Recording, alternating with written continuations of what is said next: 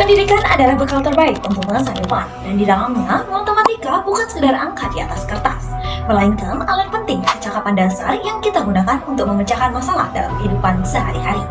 Namun, bagaimana jika kecakapan dasar ini tidak terbangun dengan kuat? Sempat beredar berita pada tanggal 11 November 2025 sebuah rekaman video yang menjadi sorotan publik. Dalam momen tersebut, seorang siswa kelas 8 SMP tidak mampu menjawab pertanyaan perkara dasar yang sangat sederhana. Berapa? 1.500 kali 5. Berapa? Oke. 1.000 kali 5 berapa? 1.000 kali 5? 7. Oke. Banyak pihak yang merespon dengan menyatakan ini salah guru atau pihak tertentu. Namun, jika kita mengkaji secara akademis, fenomena ini bukan hanya kesalahan individu, namun cermin mengenai tantangan sistematis dari masalah pendidikan matematika di Indonesia. Menurut saya, terdapat 3 penyebab utama dari fenomena ini. Yang pertama, dominasi rote learning atau hafalan tanpa makna. Siswa hanya menghafal angka, bukan logika kelipatannya. Yang kedua, learning gap atau yang menumpuk ketidaktuntasan belajar di SD sehingga dibawa ke SMP. Yang ketiga, pembelajaran yang kurang kontekstual. Matematika seringkali dianggap sebagai ilmu yang abstrak, sehingga banyak yang merasa asing dengan matematika. Padahal, matematika itu sangatlah menyenangkan karena digunakan dalam setiap kehidupan kita. Kenyataan di lapangan ini diperkuat oleh data. Pada Desember 2023, OECD melaporkan hasil PISA tahun 2022. Skor numerasi Indonesia berada di peringkat 69 dari 81 negara dengan nilai 366 poin. Angka ini turun dari periode sebelumnya dan masih jauh dari target nasional. Rendahnya kemampuan numerasi ini berakar pada praktik pembelajaran yang masih berorientasi pada penyelesaian soal rutin, bukan pada kekuatan nalar ataupun pemahaman konsep yang mendalam.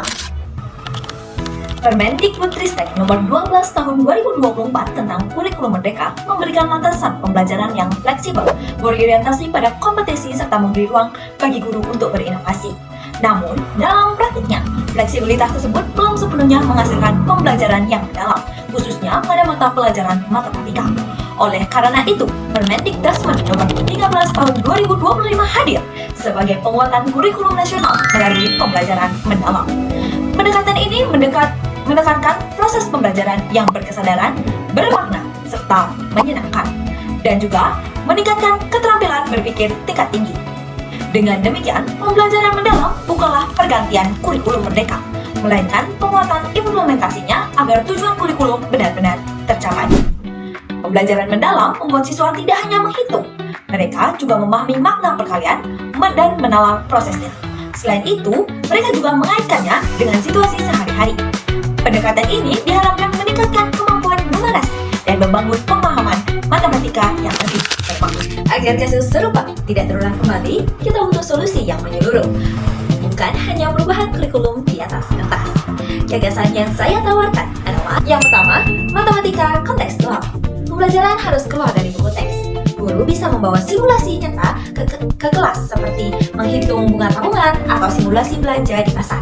Tujuannya itu agar siswa sadar bahwa matematika itu merupakan alat bantu dalam kehidupan, bukan suatu musuh atau sebuah musuh yang menakutkan. Yang kedua, ujian berbasis proses. Sistem penilaian tidak boleh hanya melihat hasil akhir, benar atau salah, tapi kita harus mulai menghargai bagaimana cara siswa untuk berpikir.